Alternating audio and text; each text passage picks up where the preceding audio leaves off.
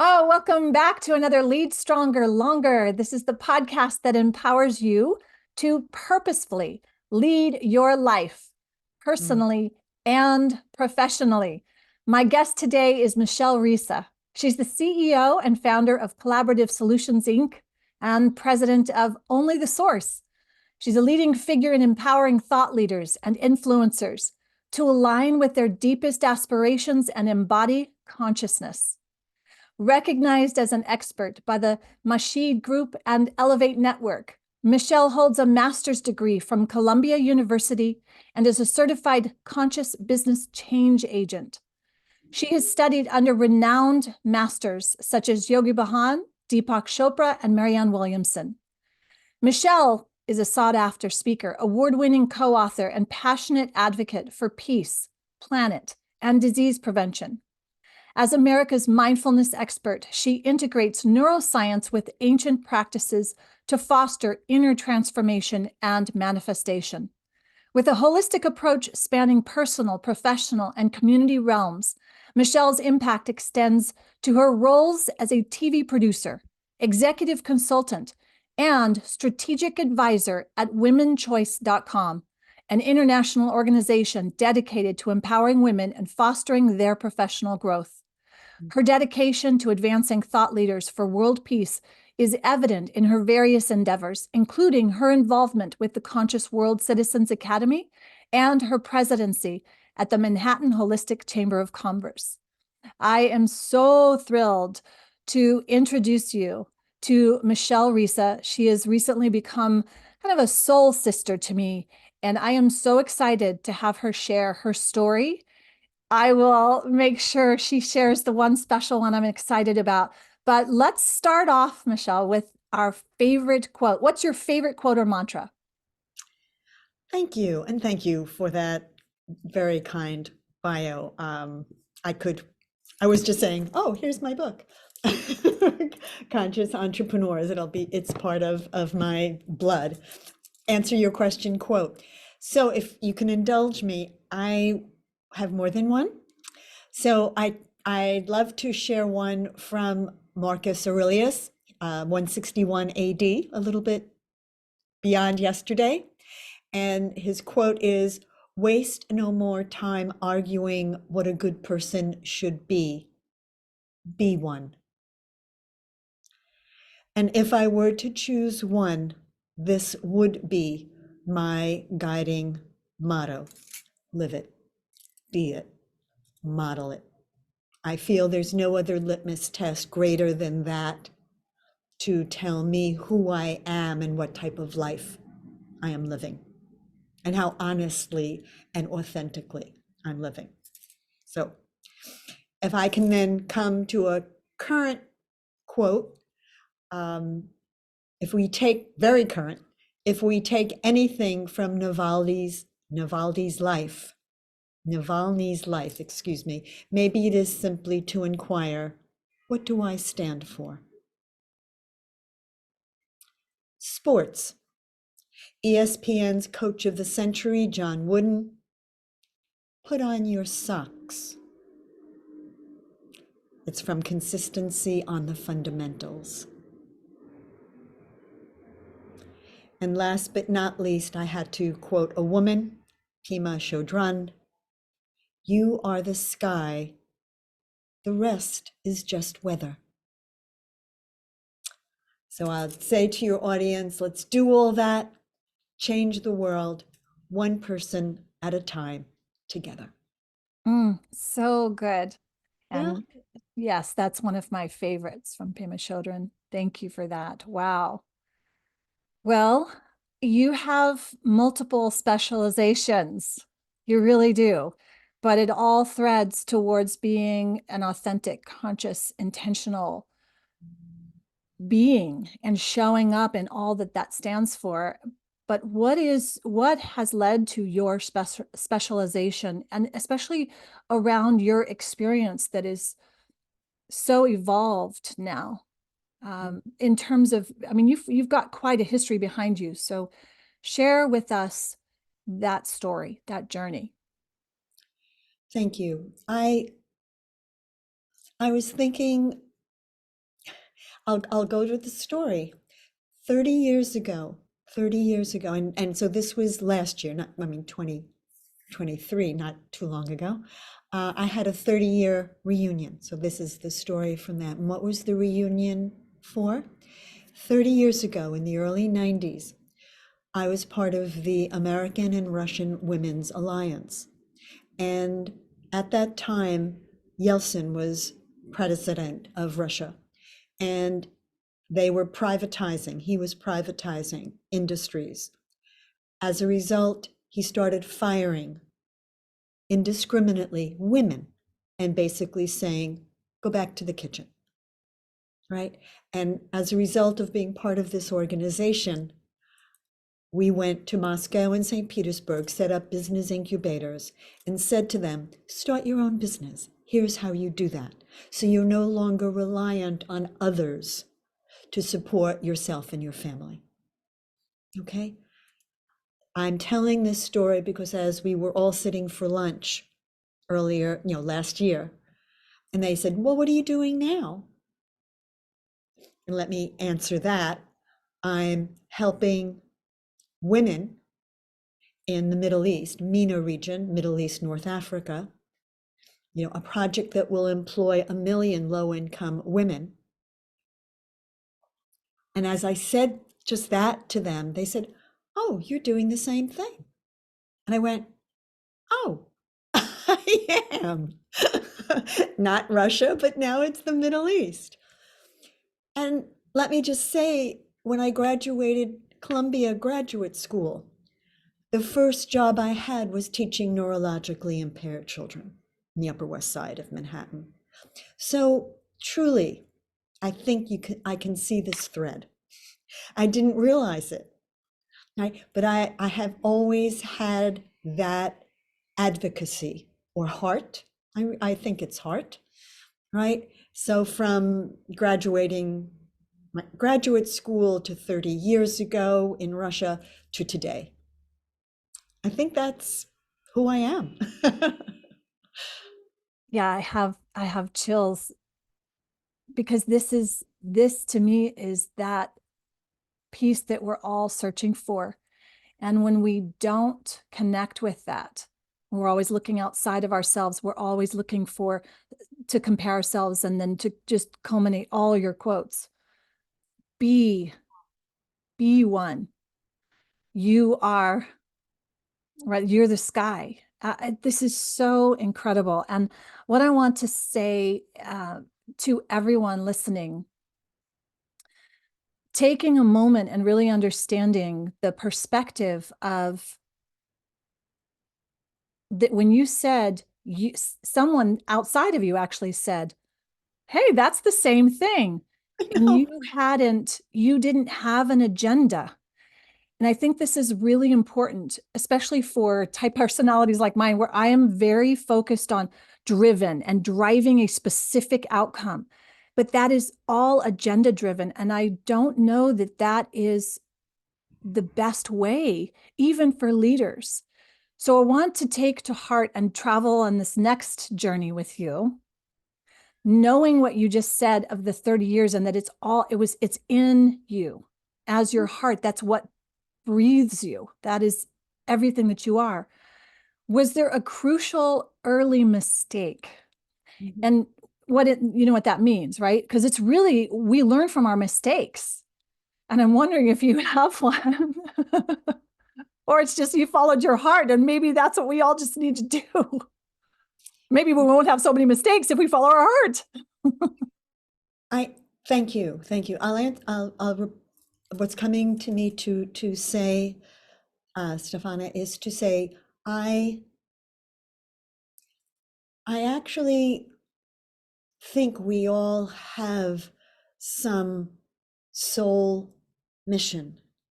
And like I just illustrated, I didn't know what it was even when I was doing it. And as a result, I'll just say I was less happy than I am now connecting to that. And I would say, our journeys are our journeys. And to the degree that I became more conscious, which I now will lead into answering your question, as I became more conscious of who I am at the deepest level, I got to connect to, if you will, my heart, my soul, who I am, right? And so I took less maybe detours along the way, though I think there may be for many of us that thread, that thread. So I hope that makes sense. And in terms of, and I don't know that it's a mistake, but it's an event that really woke me up, and it was shocking. And the shocking, oh, I know what story, and I didn't even think about that story. I have to tell that story. But this other story is this mistake, and please everyone bear with me, is cancer. And let me share, because unlike my mom, who died of leukemia, right? She repeatedly said she would die of cancer as her mom and dad had. And I say this by way of saying to everyone, that says much right there. What is your belief? Right? What do you believe? Some call it mindset now, right? What is your mindset? And I would say whatever determines, right? Whatever you believe, whatever your mindset, that's what we manifest. And and so my belief was I was not going to die of cancer. And it took me on a road of, yes, using some traditional approaches, some alternative, working with energy healers from as far west as New Zealand to as far east as Italy. And yes, so my belief, then I didn't just believe, I just want to add, I put into action, right? Because it's not enough just to believe. So I don't want to have anyone misunderstand, right? I want to add to this answer, however, that in addition to the action, I do a lot every day. And in particular, I took out one section that I have in a meditation every morning. And this this little paragraph is called "I am responsible." My own thoughts, conscious or not, determine the reality that I live. With this knowledge, my responsibility, and let me explain, ability to respond, multiplies. I become truth, an example for all my brothers and sisters, a model for what is possible. Thus, my commitment to courageously guard the gates of my own mind is steadfast. So, yeah. So it requires, right? Yeah, how exciting to find what enables us to manifest the life that we dream of, right? And that's bliss. right. It's all for, and it has many components. Yes. Many components. Sometimes I say, whew, what a job to take care of me every day. But right, but then it ends up manifesting a life. And so it I hope the belief, mindset, action, Yes. and daily reaffirmations are just some of the things. And our ability to respond is our responsibility. Yes. So where is this from? Is this from your book? Or what quote is this? It's not from my book. It's a prayer that I do every day, and every day I have a different segment that I read to myself. And Happy you to wrote share. that? No, I did not. I did Okay. not. I did not, but I repeat it Okay. along with I didn't know some. who the source of it was because it's really beautiful. I mean, it's a gorgeous prayer. Yeah, yeah. And there's every day I have an affirmation, and I'll just say, I know I'll give my contact information. Anybody who wants all 7 days, Oh, happy, I'm happy, raising my hand. I'm raising my hand. happy to That would be provide. beautiful. Right. So remind me to just give my email. If Okay. anyone wants it, and Yes. I'm happy to send that. Okay. And what a gift to give to women who really need that reinforcement, to know and to honor that place in their own heart that they are worthy, they are deserving, they are allowed, they are safe to respond from that place of their heart that's natural to them, that's native to them, unless it's been systematically destroyed, right? And this is so interesting. And when you were talking about how you mentioned your soul mission, and then you mentioned that you didn't know what it was, even though you were living it. And then you mentioned that when you did realize you were living it, it's like everything was in alignment. So I want to unpack it just a tiny bit more. And then I would love it if you would share this story, because I think it relates. When you told me about the letter that you wrote to the prisoner of war, The story is get off at Prague. I want that one. I want that story. But I believe it ties into, Mhm. for all of us, so many of us are out there trying to find our soul mission. What's my purpose in life? And yet it's in us. It's in us. We don't have to go look for it because it's in us. And I know that there's something with this, that we're all searching outside of ourselves, and yet it's right there. It's right there. How do we listen to it? How do we trust that? So your story illustrates in a big way that. I'm going to turn it over to you to share that story. And let me also say that story illustrates how the universe tries to remind us, tell us that this is who you are. So when we wonder, right, this is a wonderful laboratory that constantly gives us feedback and reaffirmation of what's working and what's not working. Right? So this story illustrates that. So I'll be brief. I went to the Berlin Wall just as just literally weeks after it started coming down. One of the last to go through Checkpoint Charlie, and I was on my way on a train from Berlin to Austria, Vienna. And on this train, I can't recall what was occurring, but this voice or this maybe conversation that I was overhearing was, we're passing through Prague. You go through the former Czechoslovakia to get to Vienna. And it was get off at Prague. I already said the title of the story. And I was like, no, I don't have no place to stay. I have no plans. I have a reservation, obviously, in Vienna, and needless to say, the voice said, no, you really need to get off. You really need to go. And needless to say, I did.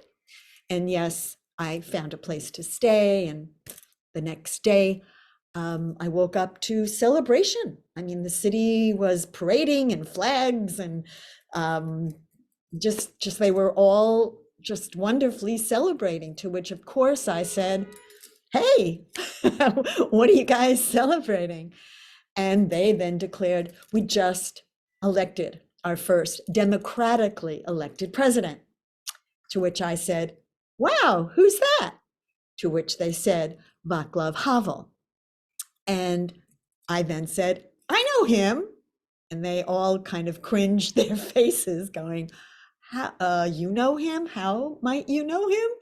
And I then explained how when I was at graduate school at Columbia, there was a group of Amnesty International members, which is a worldwide organization for human rights. And back then, without computers, of course, we were assigned, as you said, a prisoner, and we were then asked literally to write letters on their behalf to the prisons by hand. And basically, the letters were saying, the world is watching, release them. Right? And so I'm sure if everyone's following this story, my prisoner was Václav Havel. He was an artist, a poet, excuse me, an artist of types. Here's his book, Disturbing the Peace. And I just was aghast, right? That this, oh, I'll just write, yes, hundreds of letters, but what difference might I make? I wasn't sure. And the universe was delightful in giving me an affirmation that, and I'll say this to all of us, yes, my darling, everything you do makes a difference. Oh, it still amazes me because we're in a time that there's so much potential of this joy and wonder, and yet it is so diminished. And I don't know if we're intentionally being distracted from that heart, from that divine voice. I don't know. But I would like to ask you, because I know that someone's going to ask me about this. When you said, I heard a voice. So how do you know it wasn't your voice, like the ego? Or how do you differentiate? How would somebody differentiate so they can actually know that this is a voice? What are the signs? Or how do you know so someone can cultivate this? Mm. And I don't know the answer to that. I don't know. All I know is I had no intention of getting off at Prague. I had no plans, nothing. And I would almost work backwards and say it had to be something more than just Michele thinking that, Mhm. because look at the message that I was given. For sure. So there wasn't a specific like voice in your head or ears, or it was more of an intuition. I'm going to think it's more of an intuition. Now, please Okay. know it's happened in 1989. Yeah. Yeah. So it's This is an interesting topic because if you don't have a regular practice of getting quiet on a daily basis, you can really get confused because we're bombarded with so many messages every single day. And that is why I say to everyone, you have to lead yourself first, your own thoughts and your own heart and mind. But it's also to take it to that next level of what you just expressed. And because I know a little bit more about you as well, your ability to manifest miracles, what seemingly would, right? Just you manifest. And this is a big metaphysical topic, right? We'll call it woo woo. There's a whole woo woo movement of law of attraction and manifesting. And there's, there's that whole movement. But you're doing it in a very different way in that it is innate. It is not something that you're going and taking a class for to be a manifester. And I think that if you could share something of your insight around that concept as advice for leaders to lead stronger, longer, right? And cultivate that as a skill. You've given us some of the insight, but I'd love to know a little bit more, especially knowing your whole life and how it's evolved and how you do manifest. Okay, over to you. Thanks for asking. I I will answer it by saying, what is my daily practice? I mentioned I have a morning meditation and it has many different components. For example, I journal, I chant, I breathe. I reply and answer, call and answer. So there's many components always to what it means to take care of me, to cultivate this hearing or listening. I would say, and you mentioned it actually, is the willingness to be still. And I appreciate, like anything else, it's not easy, right? And yet, like anything else, the motivation comes because we know the benefits of doing that are greater than the frustrations, if you will, to get there. I would say almost when you said driven also earlier, this idea of meditation, stop your mind, it's to do nothing. It's not to have an agenda. Can you truly be with you without any expectation? That I would say is probably the most difficult. So what do I do when a thought emerges? I let it go. I am not at its mercy, right? A thought just said, you know, go blow your nose, being silly. Well, I'm choosing not to at this moment, right? Or get up and walk away. No. Um, so can we cultivate this? It is then, really not letting our thoughts be the master of us, but us being the master of them. Meaning, I think, and you mentioned who I studied with, Yogi Bhajan, who was the master of Kundalini Yoga while he was on the planet. He said, master your mind and you'll master your life, right? And I was like, wow, that's something, right? I'd like to do that. And so I just say, again, if you'd like a practice, and I do a practice that makes me stronger every day. It's repeating the sound hud, hud, hud, and I do something. I'm hitting the upper palate of my mouth with my tongue. I have my eyes positioned at the point of my nose. So yes, it's Kundalini Yoga.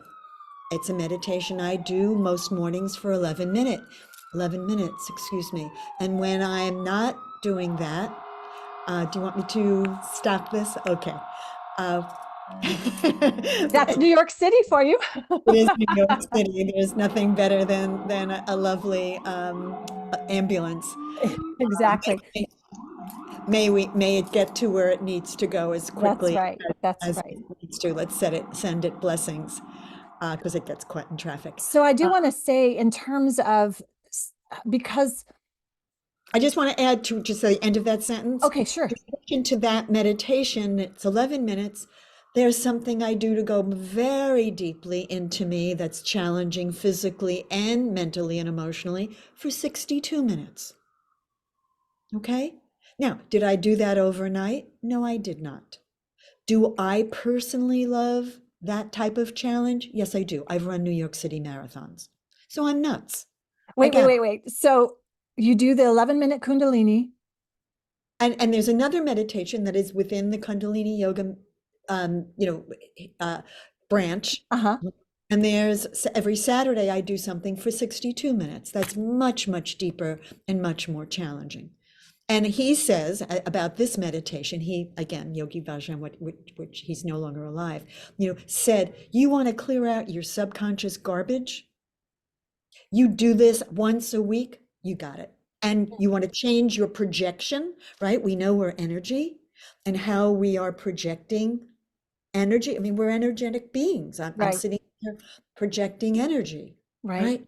This is the one you do. Now, he's given thousands, so don't get me wrong. I've clearly chosen the one that I want to do. Um, However, here we go again. I was doing it, and all of a sudden I couldn't remember. I was thinking, what was that name of that? And so I called one of my clients from 15 years ago, and I said to him, Davis, what was the name of that meditation? Anyway, and I said, hey, by the way, I'm doing it now once a week. Do you want to come and do it with me again? So we're thread.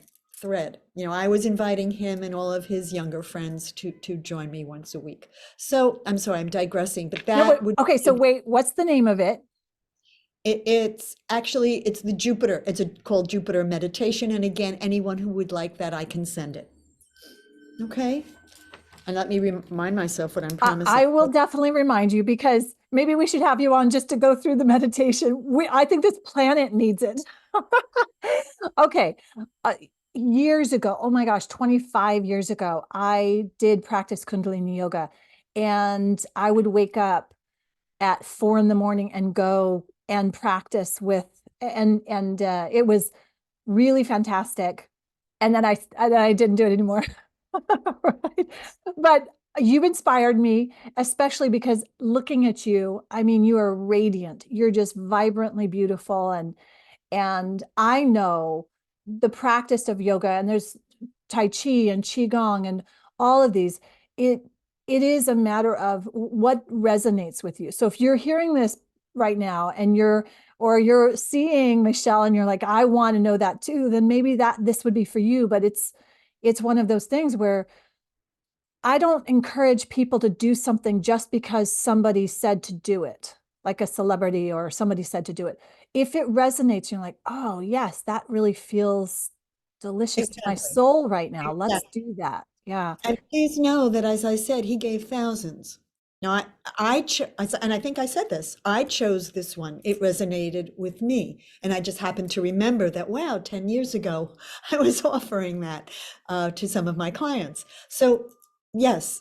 And it was only because, I'm sorry, I was cleaning out my closet. So, and that was another, let me just give a shout out to that. You know, when you clean stuff out, the universe brings you new stuff. So we go, ooh, don't really want to clean that out. So here again, instead of going, ooh, it's like, okay, if I clean this old stuff that no longer serves me out, new wonderful things will come. So, Okay, so wait, we're going to go on a tie on this because I have to ask you this. I'm literally in that state right now of cleaning out stuff, and oh, I've good. done it in the past. However, I then realized because I've cleaned out things and then I see the things come back, or I see uh, it's how do you know what to clean out though? Are you just trusting before letting the next thing come in? And I probably just answered myself because I'm doing it with an agenda again. But how do you let that go and say, okay, I know I need to clean this out? But like I literally have thousands and thousands and thousands of books that I've carried around with me across the country, back and forth.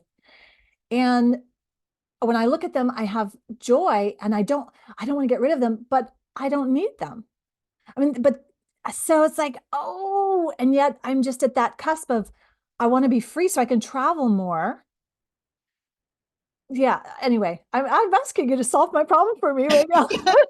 I'm not going to do that. I won't do that. So I'll just ask you a question.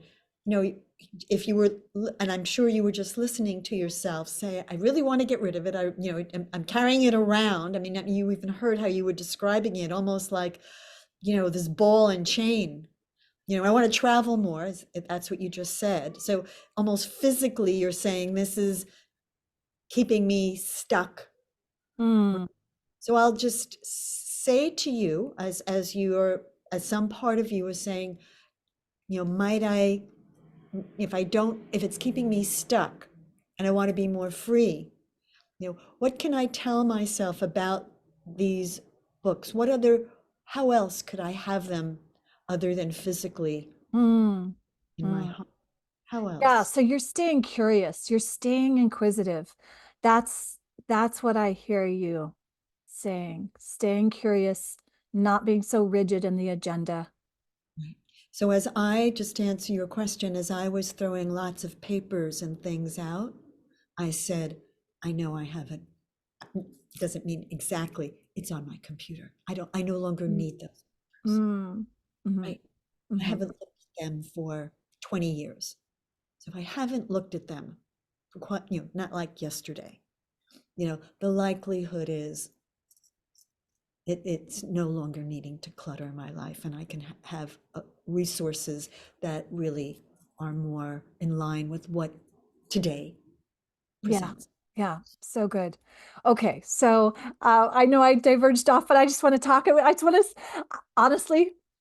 So for the listeners, Michele is somehow we met, and I just feel like this woman is my soul sister, and I just want to go and snuggle and have tea with you and walk down New York City all the time. Just Oh, good. it's like that's what I want.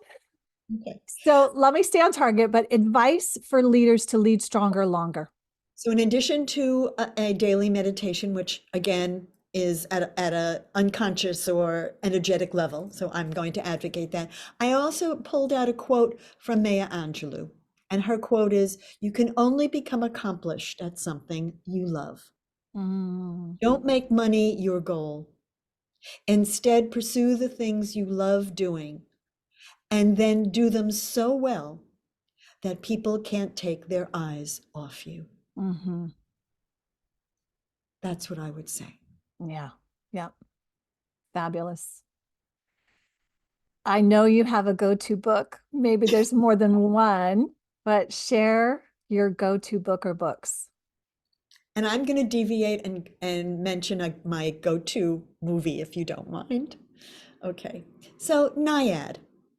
Many of us know the story of this woman who swam from Cuba to Florida. However, not at a young age, but at a quite older age after failing several times. So there are two wonderful messages here. Even when you fail, don't give up. And even when you're told you're quote unquote old, don't give up. And I'm going to seize on this age message since it seems to be very much in our political world. And it's also very much a reflection of me, right? I'm old, and I always said my literal number of years. What I always asked, what does that tell you about me?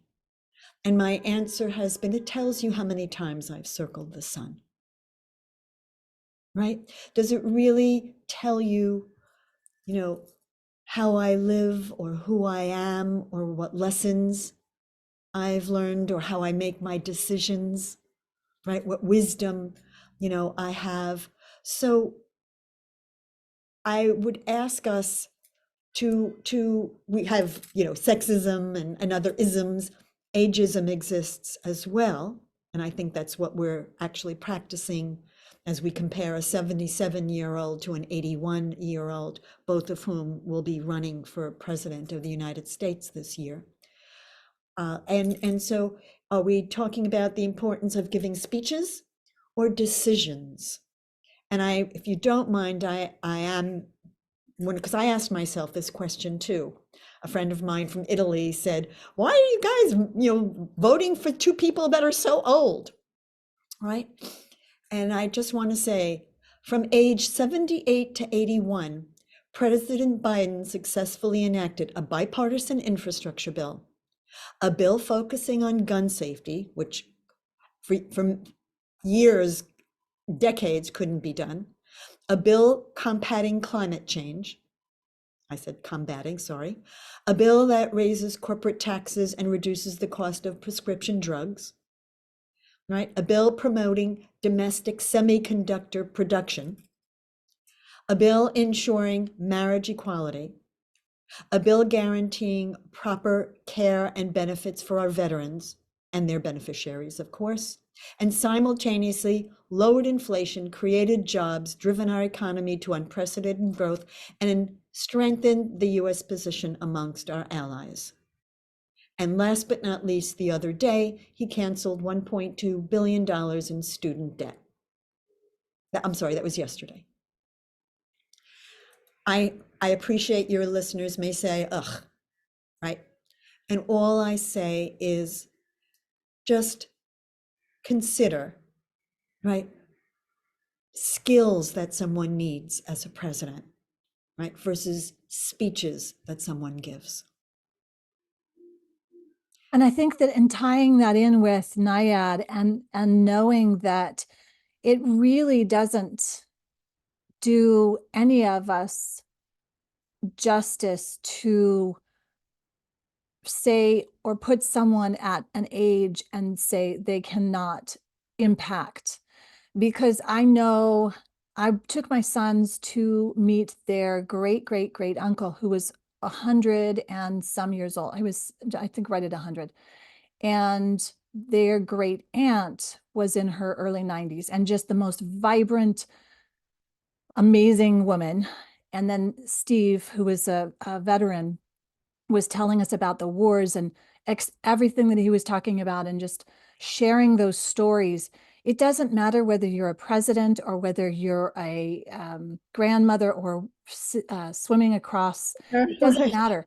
Everyone has a beautiful heart and gift. And if we can tap into that, and if we can share that and express that authentically, I think that we will all evolve more as men and women, as a species on this earth. And I think that that to me is more of the message, because the fact is, if you have lived your life authentically from a place that is aligned with your heart, and you have acquired knowledge, skills, and wisdom, and you can share them in a heart-centered way instead of a manipulating way, or instead of this propagandized nonsense way, then I think we are creating what we want to be creating. I think there's too much with the whole TV and screen that's put out there. We don't really know what's going on. We don't, I mean, that's the truth. We don't. But I know for you, and here I am talking with you, and I know the gentleman, Steve, that I took my boys to meet, and my the great aunt, and those are real people that I know, and I can go and see my neighbor, and I know them. And this is what we should all do, is find our own heart and then go connect with the wisdom in all ages, because we can do ageism with little ones too and think that youth have nothing to say, even a toddler. And yet I have learned the most from my children. From the moment they were born, I have learned more in the last 18 years with my two sons.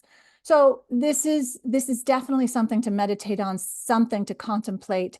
And I think that what you do with your gifts, Michele, is just so beautiful Thank and you. transformative. And I am so grateful to be in your presence and to know you. What you have going with Women Choice, Yes. womenchoice.org. I'm going to put that in the show notes.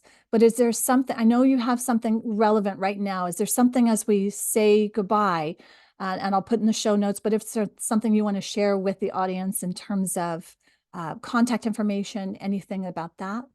Sure. And I want to just say thank you for adding that piece, which in a short way, I'll just say the number of times you've circled the sun, and if you, I hope your viewers say, is irrelevant. Look at who they are and what they do, right? Not judging by, as you said, being a toddler or in their hundreds, right? Not how many times they've circled the sun. If we can just, right, and Naiad is an example, right?